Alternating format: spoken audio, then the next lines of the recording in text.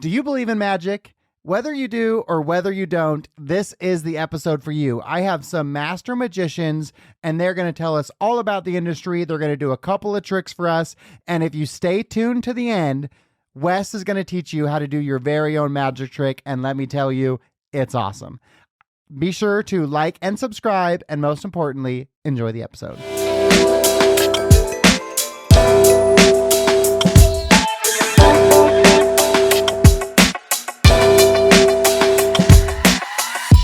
Wherever you are and however you are listening, thank you so much for being back with us on another episode of the Winning the Moment podcast. I had to honestly stop for a second because I just recorded my other podcast and I couldn't remember which one this was. But today I am so excited because I have the Wes and Natalie team, Master Magicians and Illusionists. And say your last name for me again, Wes, because I don't want to say it wrong. It's Isley, like the Isley brothers. Isley, Wes and Natalie Isley. And they, if you can believe it, do over 400 shows a year, which is just mind-boggling. And they travel with their family all over the United States, and they film the whole thing. You can actually go watch it. It's the Wes Isley Magic Life. You can find out a bunch of different streaming platforms, and I just can't wait to get into it. So thank you guys so much for being here with me. Thanks for having us. This will be fun. Yeah. So I can see are you in like a store now or a studio? What's your background there? This is my magic room. This is my hangout where I bring my friends. You're seeing just a small chunk of it. So what are they seeing? They're seeing a bunch of magic. A fourth of the room though? Oh, I see. Yeah. I thought you were, what's behind us? Magic. Natalie, do you do magic too? Yes, I do a little bit, but not nearly as much as him. So Wes, what got you into it? Like, were you fascinated with magic as a kid, or like what was the backstory that led you into becoming a master magician and illusionist? So, yes, I had a guy. My dad had a video store when I was growing up. So, in the olden days, you used to have to go to a movie library and get these big VHS tapes. People don't even know what that is. But my dad had a video store, and I was a little kid. My mom was dropping off my dad lunch. And some guy said, "Come here, kid." He reached behind my ear, pulled out a quarter. He gave it to me. Back then, you didn't have to buckle up in the car. I mean, this is early 80s. And I curled up in the floor seat of the car, of the back seat of the car, and I'm holding the quarter, thinking about how magical that was, that the guy just made money appear out of thin air. And I fell asleep. And when I woke up, the coin was gone. The guy got his money back. As an adult, it probably rolled underneath the seat. But as a kid, the dude got his money back. How did he do that? I talked about that quarter, how awesome it was that he made it appear, and somehow 20 miles later, he made it disappear. And my parents got me a magic kit, and it was magic ever since. But I didn't think I could do magic for a living. I don't know any other full-time magicians. I didn't even know any other hobbyists. I didn't know that was a thing. So I wanted to do movie makeup special effects, horror movies. And I was all set to go to Art Institute of Pennsylvania. And in my senior year of high school, Terminator 2 came out. And it just changed everything. It was all going to be CGI, no more hands-on movie. I'm trying to project in the future, right? So no more hands-on movie magic is going to take place. So I went to school for marketing so I could market myself so that I could be a magician. And it was a rough go at first, but it paid off. So you knew at that time, that's pretty wise to say, I'm going to go get a marketing degree so I can market myself to do this thing that I'm passionate about. Yeah, because really, when you're talking to people that don't know magic, you talk to them as if you are a musician. And when you tell people I'm a magician, they're so used to hearing the word musician, they say, "Oh, what instrument do you play?" And then you show them some magic, and they're like, "Holy crap, I didn't know that was a job that you could have," right? So it's really the same thing in marketing it. You really have to just ground effort, get your name out there, let people know who you are, and develop a fan base, and always constantly marketing yourself and constantly coming up with new material, new songs, new material. Same thing. The illusionist stuff is so interesting because like you'll even see those videos on like Instagram or TikTok where the guy goes into the bathroom and he's like, "Okay, I'm saying a color, it's black," and then he goes through it. He's like, "If you're thinking of a panda, then I got you," and you're like, "Oh my gosh, like how did that work?" Like through the screen, and I went to an illusionist show in Vegas. I can't remember the performer's name, but I think just describe it.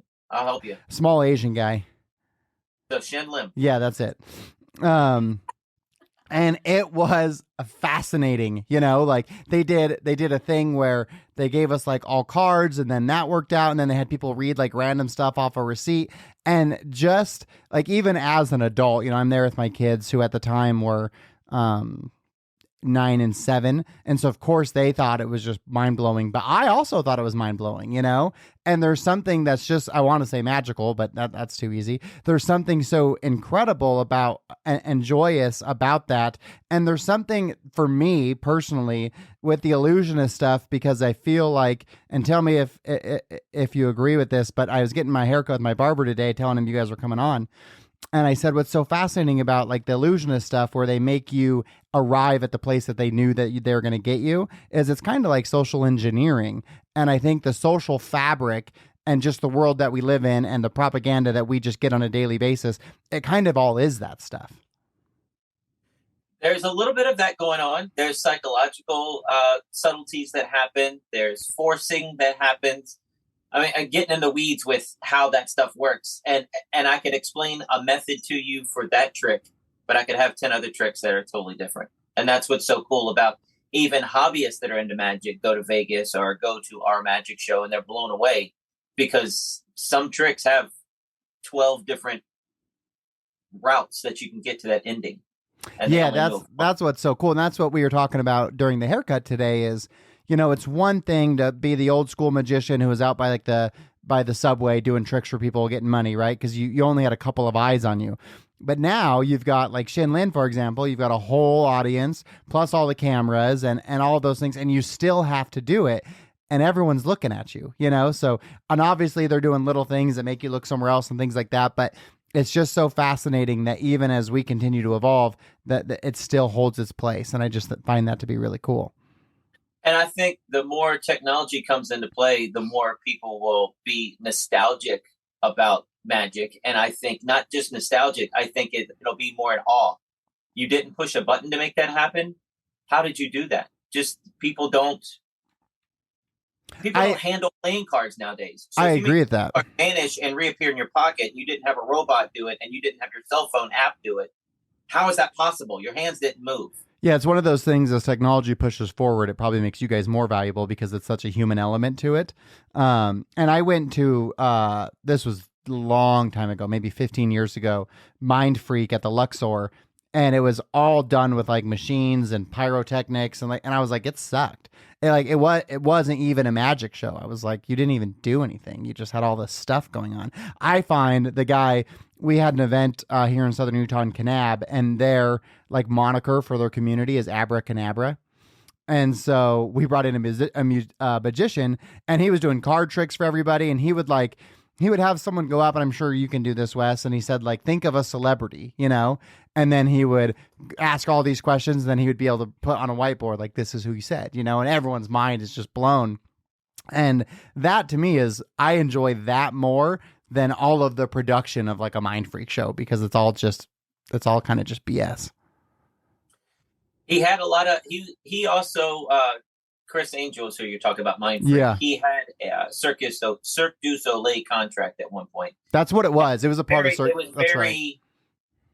It was very, and I didn't see the show. This is just what I was told. It was very, he showed up, pointed, and then walked off stage. He showed up, pointed, walked off stage. At one point, he did a straitjacket escape, but that's like all he did the entire show.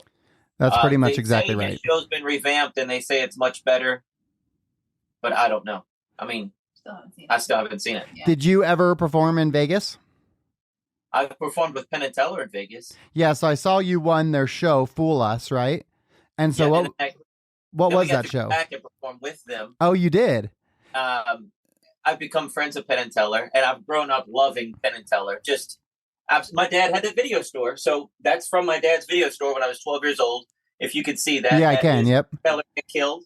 That's their movie that came out in like 89, and I used to watch it all the time. I loved it. They were the bad boys of magic. They were crazy, and they had a PBS special, Penn and Teller Go Public, and he went into a grocery store, and he's juggling apples and eating the apples and just making a mess and ransacking.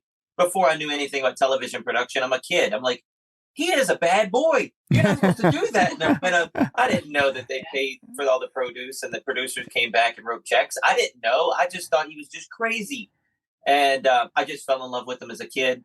When I performed on the show, they loved my trick so much. They bought the rights from me. They performed my trick in their show every night. And that's amazing in itself. But Wait a minute. Wait. Pause for a second. So you made it. You came up with a trick that they like so much that they bought it from you. Yeah. Can you say what that trick is? Or does if you go to it's the one he fooled him with.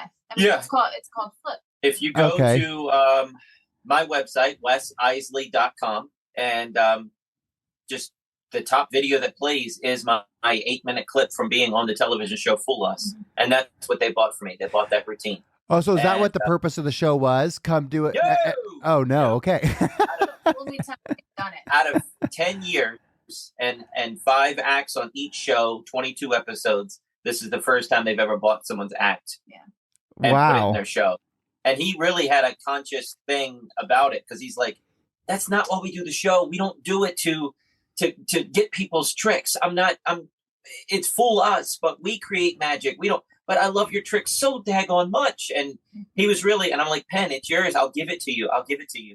And I was honestly, we were fine with giving it to him. Yeah. But they're like, if you were to buy somebody's music or the Beatles, if you were to play the Beatles music every night for the rest of your life, you would pay them royalties. Yeah. Here's a royalty check because I'm going to do this trick the rest of my life. God bless you. Can you share what that check was worth? No, but I've become friends with both Penn and Teller, and that little kid in me is just so happy about that. So tickled pink. After we performed with Penn and Teller this March, my wife and I left the kids with the babysitter at home, and we were in Vegas for a week. And what are we going to do? We're not partiers. We're not gamblers. We don't. So what are we going to do? Hey, we've been together 16 years. Our wedding anniversary's coming up. Let's go to one of those little cheesy places and renew our vows. Why not? And then just on a whim while we were shopping, I said, what if I could get Penn and Teller to walk you down the aisle? Which one would you want? And she said, if I can't have them both, I don't want either one of them. She said both. And I'm like, I don't know if I can do that, honey. So we were Dream big, right? Yeah. we were backstage, and the management came back and said, hey, Penn and Teller in their dressing rooms getting ready for the show. If you want to say hi before the show, go on back. So I was like, come on, honey. So we go to Teller's dressing room first and say, hey, we're renewing our vows. You want to do it? Yeah, where are we doing it? Let's go. Holy crap, that was easy. So we go down to Penn's room, and I'm like twiddling my thumbs. So Teller is into it. Are you going to do it? Yeah, where are we doing it at? So Teller and Penn talked, and we did it at the Rio Hotel and Casino backstage after our show. That's was so cool. amazing. So which one of them? I can't remember which one doesn't talk. Teller. And does he not talk? And is that just for the show? It's just a character bit. Yeah, Okay. He talks eloquently. He was a Latin professor, and he has a very proper dialect. It's very proper. Yeah. That's a bad teller, but Yeah. Yeah, I yeah. couldn't imagine what it's like being an idol of someone as a kid and then ending up having like a friendship with them, or they walked your wife down the aisle, right? Because I'm thinking of like, man, I grew up, loving Michael Jordan, and so that would be the equivalent of Michael Jordan being like, oh, I like the shoes you created, I'm gonna wear those. Like that's as cool as it gets. I mean, what an amazing evolution of a childhood dream. it's Right. I pinch myself every time, and I tell people, I've become friends. We text a lot, and still, we went to go see them in Maryland. The management of theirs got us tickets, and we're just walking around the casino, and we run into Penn at the coffee shop, and I'm like, "That's Penn. That's Penn, honey." And she's like, "Yeah, go walk over. Hey, dude, what's up?" I mean, Yeah, I'm right. still in shock at first, but then Yeah. it's my friend. Yeah, it's crazy. So when did you learn that you were good at it? Like, how old were you when you were like, man, I'm actually like, I'm good at this? Ha ha ha. That's tough. There's days where I still But- doubt my skills. Yeah. We had a show recently where it was just awful. That's that's actually good to hear, that even though you've done it as long as you have, Penn and Teller have bought one of your tricks, you do 400 shows a year. I think it's good for people to hear that even at that level of performance, you still have times where you're like, man, I kind of suck today, Well, it wasn't me for the show. All of my tricks went right. It was an outdoor show in high wind. Oh, and everything. I mean, the people were hunkered down and just squeezing their body, just trying to keep warm. Cold. And Yeah. the show must go on. We would have usually canceled that kind of show, but we knew the people, and it was 3 hours from home. We didn't want to do that drive again. So it was like, all right, let's just hunker down and do it. And the family wanted to do it, so we did it. We just felt like it wasn't a good show because of how we were just, it was like I was holding everything down. My daughter was helping hold things down. And then just you're more concentrating on the props and not having them fly off than your show. And so afterwards you're like, I don't know, was it good? yeah. Natalie, I'm curious, did Wes use magic to get you? A little bit. Yeah. Good. He showed me some magic, and he showed me he used to do some sideshow stuff, and he showed me a couple things of that. That didn't go so well. Tell him, that's funny. Tell him. What's the sideshow stuff? So let me tell him. I used to do a sideshow for 6 years. And what is that? A sideshow, like a circus sideshow. You pay a Oh. couple dollars extra. Okay. But I got my sideshow career started in magic, and I would borrow a dollar bill. They'd sign it. I would set it on fire, and among the ashes, oh no, I lost it. You have another dollar? Ha ha ha. In the back of the room is a box. They open that box, and another box, and another box, and a lock and key is their signed $5 bill. I didn't go near that box in the back of the room, but there it is.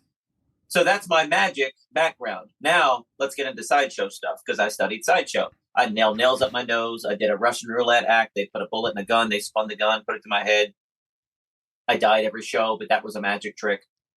But it was a real gun. I had police check it out. It was crazy, dangerous, but I was a kid. I was 19, 20. Ate fire, produced crickets, ate crickets. It was a Halloween show. I was trying to be scary, trying to be goth without being goth. I was just trying to be grunge, right? Back in the late 90s. But I was working a restaurant doing magic tricks, and this cute waitress, I was trying to hit on her.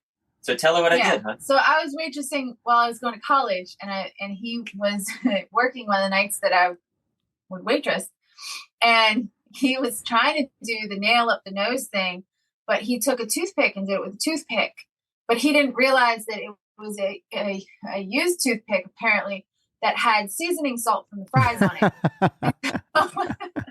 So he nailed it up his nose, and then he just started crying because the seasoning salt got all over. And I was like, "Oh no, are you okay?" So it didn't work out how he wanted it to. It worked out. Hey, it worked out. Yeah, 16 years. Yeah, I'd say it worked. He felt bad for me. She took care of me. That's I knew she'd be a loving wife. That's what Wes said in the beginning of the episode, right? Like, there's lots of different ways to end at what he wanted. So it may not, the trick may not have went the way he wanted, but he still got what he wanted out of it. So there you go. Yeah, there you go. Look at that smile. So what's your favorite type of magic to perform now? Like venue or trick? Like, is there a nostalgic thing that you really enjoy to do? Like, if you could do anything, what would you do? Just as long as I'm working, man. We had the day off yesterday, and we took the kids shopping because we have identical twin boys and a 13-year-old girl, and they needed all new winter wardrobe. I was miserable. Just shopping, spending money. I want to work. I want to entertain people. I want to make people laugh.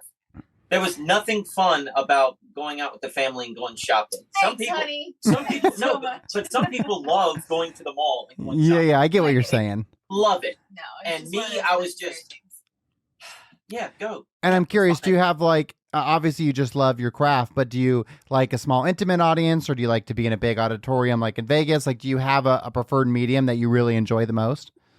So she definitely likes doing larger shows more than anything else. I will take any kind of show that's offered, because every venue has its pluses and minuses, really. Yeah. You do close-up magic. You're so intimate and so right there. In a 3,000-seat auditorium, somebody can be gasping, somebody can be crying, but if they're 15 seats back, you don't get that reaction. They come up to you afterwards. I really enjoyed that. Doesn't mean anything, but that lady that was crying right there in front of you when you're doing a trick in her hands, I won't forget that lady. Yeah. See, he has a different perspective because he's the one that's doing the magic. So, like, close-up magic, from my perspective, he does all the close-up magic. I don't do it. So close-up magic is all him for shows. So what I do pretty much at close-up shows is I'm the one that takes pictures, videos, and just I watch the audience for the reactions. That's all I do. Yeah. So the thing that's the reason I like the theater shows so much more, is because I get to do a much bigger part. Because we do the bigger illusions. I get to perform magic. I have things that I get to do during the show. So I get to do more. That makes sense. That's why I like the bigger shows. They're a lot more work. I mean, close-up magic, you show up 15 minutes before you have to start just so you can say hi to the person. You don't have no setup and you just go. Our illusion show, you get there 3 to 4 hours ahead of time so you can set everything up and get it all set and have everything ready. And then you do an 1.5-hour show, and then you have like 2 to 3 hours pack up. But I love it. Yeah, I've always found just the card tricks to be amazing, because it's like we all in our lives have used a deck of cards to play Rummy or to play some kind of game, so it's like we're all familiar with it. And there's only 52, so they're it's a controlled environment, especially when they open like a brand new pack, right? And Shin Lin did a good job because he did card tricks at his show, but they had the camera right over it. So that way you could really see his hands moving and all the things he was doing. And something about like that, watching those kind of tricks, to me, I just find so fascinating, because I know that he is using a skill with the speed of his hands to do something right in front of me. And even though I'm intently watching it, I still can't see it. Yeah. Shin's great. Yeah. Do you have a favorite trick that you perform, Wes? Like your number one trick that you love to do the most? No, it changes because I'm always creating things. It might be something we're working on. That's my favorite because I'm just jazzing on it right now. Sometimes we'll go back. I've been doing resorts since 2003, and I didn't understand how resorts worked. I thought when you bought timeshare that you had to go to that resort every year. But the way these resorts work is that you can go into this whole catalog of different resorts owned by this company. I didn't know that. So when I'm working for the resort, I was changing on my show 80% every single year because I thought. Oh, you thought it was going to be the same audience. That makes sense. Yep. But that misunderstanding was great for me because now I have this huge repertoire of stuff that I forced myself to come up with that, has hundreds of shows under each one of those tricks belts, and now I can go back and say, hey, I haven't done that in 8 years. Let's bring that back in, and to this new audience, it's brand new to them. Very cool. What about you, Natalie? Is there one that you like to do the most? Not really. I can't think of one that's very. I mean, I know he brought back a card trick that ends up, they sign the card and it ends up in a whole nest of boxes in the back. That's always fun to watch. He just brought that back in the show recently, and that's always fun. I invented that 30 years ago. Yeah. But when I worked at a magic shop while I was going to college, every new trick that came out in the magic shop seemed to be a new card trick because magic shops sell to 90% hobbyists. It's people off the street. Oh, magic shop. Let's see what this is. Well, this is brand new, all right, well, what is it? Well, you take this deck of cards, you do this with it. It's a trick deck, or it does this. If I stand up, this is mostly video podcast, I guess. This is just a whole row. It's 1, 2, 3, 4 rows of trick decks of cards. People don't know that exists, but that's just some. Does it look like a regular deck of cards, but it's actually a trick deck? Is that what you're saying? Well, yeah, if it doesn't look like a regular deck, you're doing it wrong. Yeah, right. Right. Yeah, I mean, I don't know which one. Oh, here's something here. So this is an old deck of cards. Okay. Yeah, and most of our listeners do watch, so we get way more audience watching on YouTube than listening. So Fox Lake playing cards. I'm going to try to get in camera. Okay, yep, I can see you good. Yeah, I'm right here. Yeah, so that's the backs of the cards. Okay. Boom, right there. And I can have you touch any card you wanted. So if I did this, I'm trying to get the angle right. This is the problem with the light. There you go.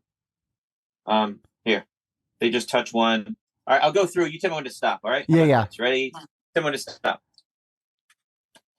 Stop. Right there? Yeah. Yeah. So I can make a prediction and say, hey, you're going to stop at 3 of clubs. If I put it back in the pack and shuffle the cards. Just mix them up. 3 of clubs just rose to the top. It's real easy to do when they're all 3 of clubs. Oh. Right? So but there's other cards in there too. Yeah, but that's the convincer. You put those on the front, so you just fan a couple and say regular deck, and then you go through and do that. Yeah. So there's a million different things you can do with different decks of cards. So I shuffled those just for you, so I have to put them back in order later. Okay, so let me ask you this. So like when I watched Shin Lin do his trick, I feel like he spread the deck out and it was normal. You can do that too. Yeah, I feel like he showed them all. So one trick deck. There's tons. So I don't want to reveal how Magic's done here on the podcast. But I mean, a one-way deck is something you can buy at a Magic That's funny shop. because that was my next question. Is I wanted to ask you, and it's like obviously magicians shouldn't tell their secrets, but I'm so curious when you do the tricks like where they write their name on the dollar bill and you put it in that box, you know, right. And it's in a box, in a box, in a box, locked in a key. It's like, how the hell do you do that? Can't tell you that, but it's entertaining, right? Well, yeah, because it's like you can't wrap your head around how that's possible. Right. But here's the other thing in Magic, and I'm teaching Magic at a school right now. Sometimes I'm brought in for like a 9-week course, and I have a couple different classes. Sometimes I teach at resorts. But one of the things my wife and I was talking about the other night at dinner is just how silly some of the methods are for Magic, right? The thing is, it's supposed to be entertaining. It's supposed to be amazing. It's supposed to be, how was that done? Well, if I had you pick a card, it vanished and reappeared back on the top of the pack, you might be scratching your head. But then I show you that there's 49 3 of clubs. So when I shuffle, odds are the 3 of clubs will be back on top. Yeah. Even though I showed you 7 regular cards. Yeah. That is a method for that trick. I can do it with a regular deck of cards as well. But there's 7 methods to that trick. But all of them really, most of the time, are pretty lame. Yeah. Yeah, some of the secrets are pretty lame. It can be kind of disappointing to find out the secret. So I tell people to think really hard about whether or not you really want to know the secret, because sometimes it can be a letdown. Yeah, that's like when you're kids. This is business performers. This is top of the line entertainers. Right. It's all That's it makes me think of it does take magic out of it. Well, like, it's like when you're a kid and you ask your parents if Santa's real, and they're like, at some point they're going to tell you the truth, and when you find out, you're like, that sucks, you know. Yeah. Even though you think you want to know, it's not as cool anymore once you know. Even though everything that you're experiencing is exactly the same, you know that the magic is gone, right? Right. But for me, I'm still a kid. I get to play Magic. I get to put smiles on people's faces. I get to, I did a show for international lawyers. Now, I don't know. I consider lawyers to be pretty intelligent. I don't know. Some people might say they're morons or whatever, or have things. But this is a group of international lawyers, and I had them in my head. It was like that candy commercial where the corporate officers are eating their candies. They're talking like babies. They were just giddy as little school kids, and they were just freaking out over the magic. You just turned them back into kids. They had no idea what was going on. One guy, an international corporate lawyer, was following me around the room. We videotaped it like a 7-year-old kid. He just wanted to see me do it, and he was clapping and cheering. No way, no way. Yeah. And then I had to. The only problem with that is sometimes you do corporate shows, you do tables, you could do the same sets. When I got this guy following me for 2 hours, and he's like, "Do you ever run out of material?" No, I'm getting close, but I didn't want to tell him. Yeah. Yeah, I think there is something that even for, that international corporate lawyer, that their job is so serious. So it's fun to let your child self experience something because their job is explaining everything. So when you see something you can't explain, there's something fun about that. I'm curious how long it took before you knew you could support your family doing magic. Did you have success early on in your career and you knew I can support my family this way? Or was it a lot of trial and error and having to have regular jobs along the way? He was full-time when I met him. So he was supporting himself when I met him. Just with magic. Which I think is all God, because if you hadn't been supporting yourself, I think my parents would have been like, you need to know. Yeah. Yeah, I don't think that's on the list of parents jobs they hope their daughter marries into, magician. Right. And so, and then I joined him. So he was kind of forced because I went to college, but I didn't know what I wanted to do. Yeah. And I joined him. So he was just kind of forced to have to be able to then afford me as well. So then it just kind of went from there. Do you think it's easier or harder to be a magician now with the level that technology plays in our lives? Like because you set out to do this, you guys have been together 16 years. So just like reversing the math, in the early 1990s, 2000s, do you think it's easier or harder now with all the technology advancements?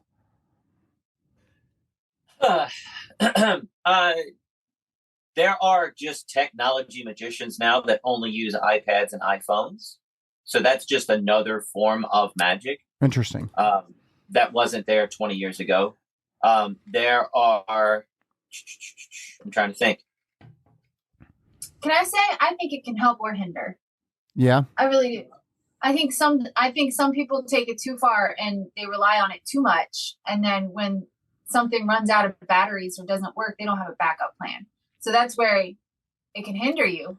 Well, and I feel like I would be less awed by it. I guess I've never seen it, but my gut reaction is like if you were using an electric device, that it would be like, well, that's already pre-programmed in, like right. The electronics have way less limitations than humans do. So if a human is orchestrating it all, it's more impressive to me. That would just be my gut reaction. Yeah, well, we're not describing it right. You need to see video of the good ones. Really? There are bad ones in anything. Sure. Right? But going back to an earlier question, worked at that magic shop. Everything was card tricks. I think I got on a tangent. But at some point, I was getting burned out on magic. And I realized that there's comedy magic and there's animal magic and there's escape magic. I've done an upside down straitjacket escape, tied to my ankles, hoisted 55 feet in the air at a county fair, just because it was on my bucket list. I wanted to do it. I didn't paid for that. There was nothing. It was just me. I just wanted to do it. There's grand scale illusions. I put my wife in a box. She vanishes, reappears in the back of the audience. We made a car appear for a lady and gave it to her as a part of a charity project that we run. There's so many different things. I never get tired of magic anymore because I'll never learn it all. So it's always just grasping for more knowledge, for more tricks, for more arsenals, and more items in my toolbox. Yeah, that's really cool to think that it's always evolving. And I think the escape stuff is actually really fascinating too, because it's the same thing where you're watching it and you're seeing them go into these restrictive things. And then they get out of it. It's just like, I don't know how you guys do it. It's just amazing. That was all Houdini as far as I know. Yeah, right. He's the one that just invented that genre. Now, was there other people escaping from handcuffs? I don't know. But he's the one that put that on the map, has made it an act. Yeah. So you guys live we do some of Houdini's tricks as well. You do. And you guys live in Virginia. So are most of your 400 shows taking place in that part of the country, or are you guys still really traveling all around? We do mostly East Coast, then a sprinkling of California or states in between. Yeah. Ohio or Michigan or, Kentucky, and then back home for, like this month, you were doing the math earlier. This month, we have 45 shows just at one location. It's a farm we're working for Halloween. But we also have the resort shows, and we also have that show that was outside in the crazy wind this week. And we also have other shows on the books because those 45 shows are just Saturday and Sunday. So we still have Saturday nights and Sunday nights and all during the week open for other gigs. And do your kids, do they love magic, or are they kind of like, oh my God, another magic trick, Dad? Like, how do they feel about it? I'll let you tell that. So our daughter is 12, almost 13. She likes her parts in the show, but she doesn't want to do anything more complicated. Let's put it that way. Okay. And she doesn't mind going on the road. We homeschool because... I was going to ask if you guys homeschool your kids. I figured you did. Otherwise we wouldn't see them. Yeah. So she's on with us all the time. She doesn't really mind it too much. If it's like been real busy for a long time and it's like day after day after day, the teenager will come out and she'll go, oh. But beyond that, I think that's typical. Yeah. Then we have 4-year-old twins, and they take a final bow with us. They absolutely love it. They have done they've done one time they've come on. We're going to start doing it a little bit more often. They came on and they helped produce a dove, and they just thought that was amazingly awesome. So we're going to work them into the show some more. So right now, as 4-year-olds, they absolutely love it. But we talked about this before we had any kids of, we want to incorporate our kids in the show, but the second they come out with a frown on their face, Yeah. or they really don't like it, they're out. They don't have to be in the show. It's not a requirement to be in the show. It is a requirement that you're going to be coming with us because, we're traveling everywhere and you can't just stay home for days on end by yourself. You're coming with us still, but you don't have to be in the show. So we haven't got to that point yet. Yay. I tell my kids I'm magic, and they're 11 and 8. And so the only magic trick I have is where you make your thumb disappear, move, disconnect them. That's great. That's a good one. And so when they were kids, they were always blown away at first, and then they're trying to see around my hand. And so they're always telling me I'm not magic, but I love to just always try and pretend with them that I am, I love to do that to my little nieces and nephews. It just blows their mind every time I can do that one. So I think that would be off the air. I'll teach you a bonus trick. Okay, good. I look forward to it. So I think that's a cool thing. What do you guys travel in when you're traveling around the country? In a motorhome, or how do you guys do that? So we have an RV that pulls a trailer, 34-foot RV. Is that right? Something like that. Do you drive it, Wes? Yeah. And so this is the line I have in my show. People think that I'm dragging my kids around and they're not having fun or, whatever. Yeah, they have friends. My little girl has a homeschool community of friends. She takes ballet lessons, ballet friends, musical theater lessons. She has musical theater lessons, friends. But, on a day off, they're sitting at home on the couch playing video games, eating snacks 5 feet from the bathroom. It's the same thing as a day on the road. In the RV, they're sitting on the couch watching a big screen TV. The pantry's right beside them. That little kitchen's right there. The bathroom's 3 feet away. We have 400 DVDs in the RV.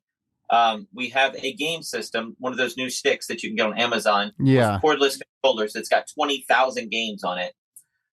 If she doesn't want to be up, my 12-year-old doesn't want to be up with the 4-year-olds playing video games, she can go to her own bunk bed. There's a bunk bed for her and the babysitter in the back with their own TV, DVD player.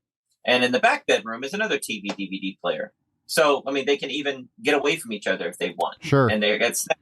They got the potty and they got the TVs, and it's easy. It's easy for them. Yeah. What percentage are you guys on the road versus at home, would you say? I've never done the math. Yeah, I know. Yeah. There's some days we could be on the road for 8 hours for a 45-minute show. Okay. And do you, if it's an 8-hour drive, are you taking the motor home for that, or you guys take a different vehicle? Yeah. Oh, you do. Okay. I guess that makes it more enjoyable for them, yeah? But that's what it's all about. The RV isn't for me, right? I'm not getting any pleasure out of it. I'm still sitting in the driver's seat. Yeah, it's more stressful for you. It's worse. Right. So but I want my family. Yeah. I have a guilty conscience. I want them comfortable. Yeah. I'm dragging them along on my dream. I want everybody comfortable. My wife really likes it that we have a potty on the road with us, that we don't have for 6 people. My wife wants a fifth wheel. I was like, no, you'd much rather have a motorhome because you got to go to the bathroom all the time, Yeah. And you're not allowed to sit in that while you're driving on the road. And, yeah. But, it's one of those things where I do want them comfortable. I do want them to. Have we slept in it? We've slept in it 4 times, 5 times in 3 years of owning it. Yeah, a handful of times. We slept in it. Most of the time, that's surprising. That hire us, they that give makes us sense. a hotel room. Yeah. We've been in that car for 8 hours that day. We don't want to, we can extend it, but we'd like to get out and look around the hotel. I think it sounds like a dream. What an amazing thing to do as kids, travel around the country, see all these different people, all these different communities, get to watch magic. And obviously it's very cool because you've got a show on Hulu, so it's people are into it. I think that's awesome. And homeschooling, I feel is really taking a big step forward.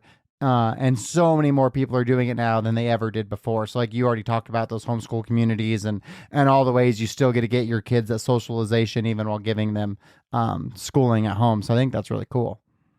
And they get socialization at every single one of our shows. Of course, yeah.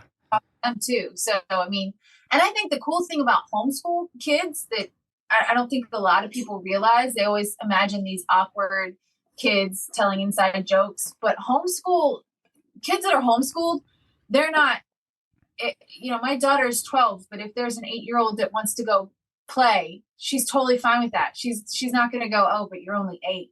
They don't care about the age range. Like they'll interact with whatever age range is there and go have a good time. I think kids that are in regular school are just used to being put with their same age peers. That's all they want to play with if they go out to a different thing, which, that's what they're used to. Yeah, no, that's a really good point. That makes a lot of sense. Friends at shows and just, if she's able to, like at the farm that we're at, if she meets somebody and they just click and she wants to go ride down the slide with them, well, go ahead. It's in eyesight and come on back when you're done. And time for the show, So, yeah. Yeah, I think that's super cool. What a cool experience. I always joke with my wife, let's just get an RV and drive around the United States, or let's move to an island. I'm always looking for an experience, So I think it's awesome that your guys' life is an experience. We had talked a little bit earlier, Wes, that maybe you could do a magic trick and you were going to look and see if you found anything that you thought would be good for this platform. Do you feel like you got something? I can try it. What if I just do it from here? Can you see me? Yeah. Yeah, that's better. Yeah. And then there's no light glare. Perfect. So this box right here keeps the pack. Hold your hand out, Nat. Keeps the pack nice and flat. Can you hear that? Yeah, solid. Okay. Moisture in the pack. These are really cool. Just keep your hand there. Okay. And deck of cards.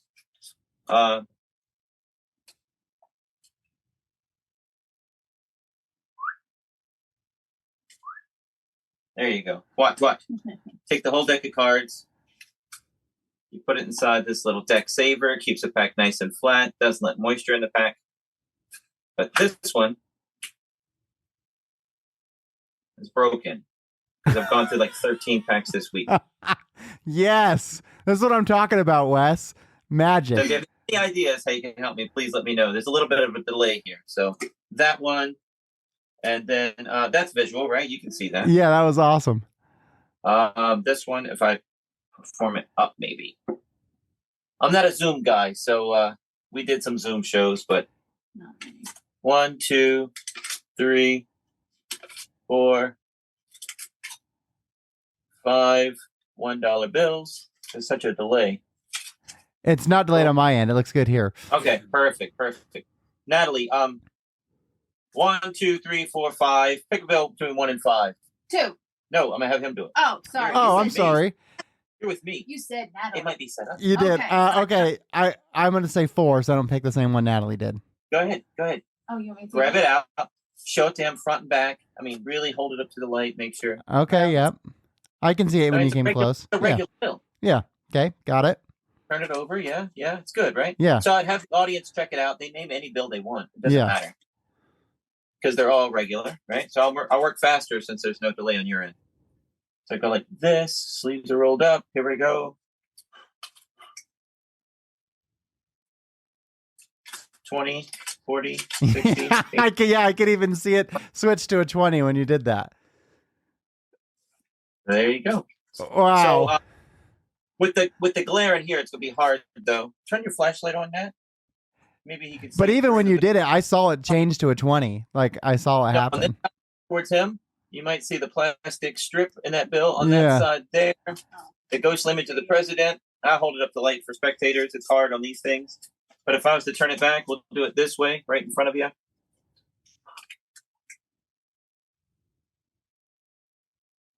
One, 2. That's incredible. Oh, man. I don't know how you guys do that stuff. There you go. There's some magic for you. That's so great. Well, thank you. I was just so jazzed because I love magic. I was like, he's got to do something. I don't care if it's through Zoom. It's still just as cool. I wonder what was COVID like for you guys? Because I'm sure that put a huge dent in your ability to perform. What did that look like for you?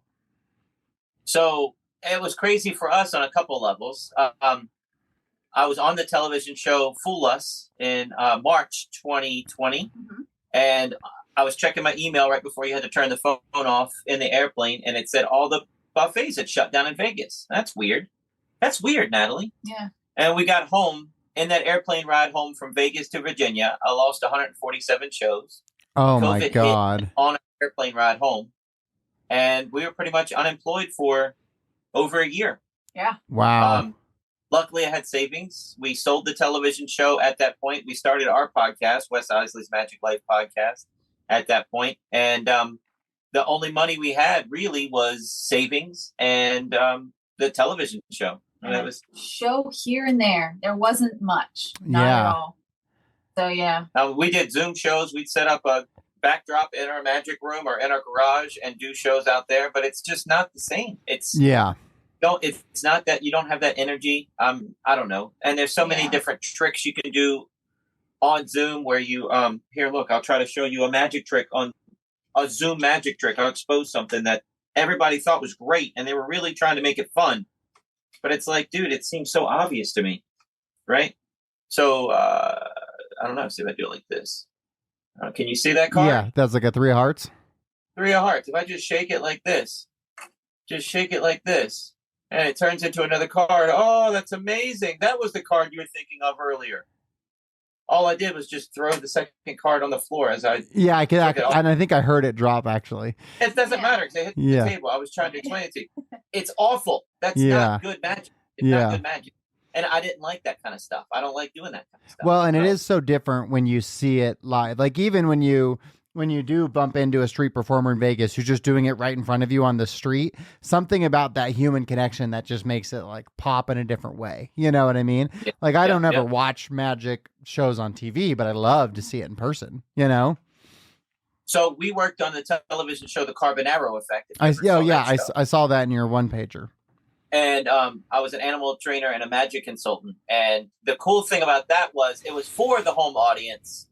But like the early David Copperfield specials, you know, he filmed in front of a live audience. Yeah. So you knew there was no camera tricks going on because what you see at home is what they're seeing here. Yeah, that's it. Like needs to be. Carbonaro used that as I'm fooling the spectator. The home audience sees the spectator get fooled. And we're using that reaction to show the legitimacy of the trick. Yeah. Very cool. Okay, well, just a couple questions, and I'll let you guys get on with your day here. But I'm curious for both of you. But what's the biggest win you guys have ever had in your lives? Biggest win? Yeah, and you get to define a win in whatever way that you want. You know, you're in control of how you define that word. But what's the biggest win you guys have had? What's your biggest win? I can be sweet about it. My wife. Getting my wife. Aww. Dude, my business has changed dramatically. She books all my shows. She's everything to me. So getting her, I dated a lot before her, getting her. And I said it, I felt like I was on a pinball machine, girl to girl to girl to girl to girl. And I had to see all those different girls to know how much I got right here. Well, you guys said, how long ago was your 16-year anniversary? How long ago was that? March this year. Okay. May. This past May. That's why he needs. I've been saying March in my show for 6 months, and she didn't say anything about that. We renewed our vows in March. There you go. Our anniversary. That's why you need Natalie. Well, so I've been with my wife for 17 years, and when you have a partnership like that, obviously it makes a huge difference, you know? That's really cool to hear. What about for you, Natalie? What's your biggest win? I think just... If she doesn't say getting me, she's failed. Getting him. That's it. No. Because I can give a different answer too, but I mean, I'm serious. Like, everything to me. I think being able to do this full time and be blessed in the way that we're blessed and be able to take our family on the road with us and be able to support everybody. I love the fact that we're able to do that and we can, it's 100% our full-time job. And I mean, I think that's amazing. Yeah, and you get to be, because if you had a regular in quotation marks job, you'd be away from your kids for 8 or 9 hours a day, and so you guys get to be with them, and what a blessing, especially where your twins are 4, and they need more support and stuff. So that's really cool. Well, then on the opposite side of that coin, what's the biggest loss you guys have ever experienced? Me, death of my parents. Yeah. My dad was my biggest fan. So I lost him when I was 25, and I feel like my career was starting. My dad was super proud of me. My dad just told everybody how awesome my magic was. He couldn't believe I was getting $75 a show. 45-minute show for $75. Oh wow, my son, this is great. Back then. And then my business really took off. A month after he died, I got my first resort contract, and it's just gone up from there. And yeah, so losing him is probably crazy. I lost my mom a few years ago, and just not having them where I can share these wins, to show the babies off to them, to show my Full Lust trophy, to say, hey, now Dad, you know how you used to sit on the couch, watch TV all the time? Check out this channel. You can see me. Yeah. That would be cool. That is really cool. What about for you, Natalie? I can't think of anything, because we've gotten through all the hard times and come out the other end. So I feel like they were all learning experiences, and yeah. Well, that's really the perspective that I was looking for, because you nailed it on the head, right? Losses feel like a loss when you're in it, unless it's a person, right? Like Wes losing his parents. That's different. But when it's something you're experiencing, like 2020 for you guys, in that moment, that was obviously a huge loss, right? But now you came through it on the other side, and you're probably more equipped, and you're better off, and you have all these learnings. And so now you don't even think of it as a loss, because it got you guys to where you are today. And the reason that I feel like that conversation is so important is for the people who are listening, who are in the midst of a loss, who feel like they can't get to the other side, and they can't ever imagine their lives being different than the struggles they're in now. But we do always get through it and get to the other side. And with enough time, it doesn't feel like a loss anymore. So I think you nailed that on the head. And then the last question that I'd like both of you to answer, Natalie, we'll start this one with you, but how do you define success? Are you happy? If you're happy, then you're successful. I love that answer. Wes, what about you? Can't steal Natalie's. How do you define success? It's so, I put success in my world with celebrity, and it's such a weird thing, because I told you earlier in the podcast, I saw Penn Jillette in that little coffee bistro. I was freaking out. No one else cared. No one else knew who he was. He is, very successful. He's on television all the time. Nobody knew who he was. That's shocking that people didn't know who he was. It's to me, it's crazy. But he can just walk into a Walmart and nobody knows who he is. Success. Not worrying about money. I don't worry about it. I just let my wife. My wife has everything. Let her worry about it. I do. No, seriously. People ask me, how much did you get paid for that show, or how are you guys doing, whatever. We're good. We had a thing a long time ago where if we're going to spend more than $100, we ask each other, and that's it. Just buy what you want, need what you want. Neither one of us are crazy, and we're together 24 hours a day anyway. Yeah. So, but I'm successful when I didn't have to think about money anymore. I just live life. And we're not rock stars. We're not driving around in 15 cars in the parking lot and 4 houses, but we're happy. We're very happy where we are. So I consider that successful. Hell yeah, that's a great answer. Well, you guys have been awesome. I've never had a husband-wife on the podcast before, so that was really cool. I've also never had magic done on the podcast before, so even cooler. But thank you guys so much. If someone is listening to this and they want to book you guys for an event, or they want to learn more about you, do you guys have a preferred method for them to reach out to you?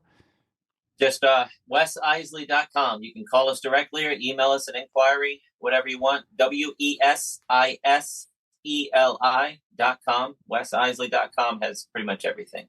Okay, well, I will put that website in the show notes so people can connect with you. I'll find the link for your TV show as well, your YouTube channel. I'll put all of that in there. This has been absolutely awesome. Thank you guys so much for being here, and best of luck on all of your future 400 magic shows. Thanks, man. You Thanks very much. Okay, that's a wrap. Thank you guys so much. That was cool. I'm excited for my lesson. Show me, what do you got for me, Wes? I parked on the floor and it was bothering me. Why did I throw them on the floor? I gotta pick them up. Here, let me try to show you a trick for your kid. What can I do, Natalie, real fast? How about a three-way out? Three-way out for your kid. This would be perfect. So I'm gonna write down a word, and I can't change my mind. I don't know if you'll see this word. Daggone Zoom. All right, so I'll put this here on the shelf. You don't know what that says, but there it is. It's in front of them. Can you see that on Yeah, camera? I can see the paper, but I can't see what's on it. Paper. Okay. So Natalie, I'm gonna hold a tray here. Uh-huh. I have a drink. I have a business card wallet, and I have a cell phone. Okay. So if I have this here, I want you to see it. Okay. Natalie, go ahead, sir. Name 2 items for Natalie to pick up. The soda can and the phone. Okay. So out of those 2 items that you had her pick up, you're doing this. Yeah. You're gonna have her hand me one. Which one do you want her to hand me? The soda can. It's my drink too. Look at this. Mm-hmm.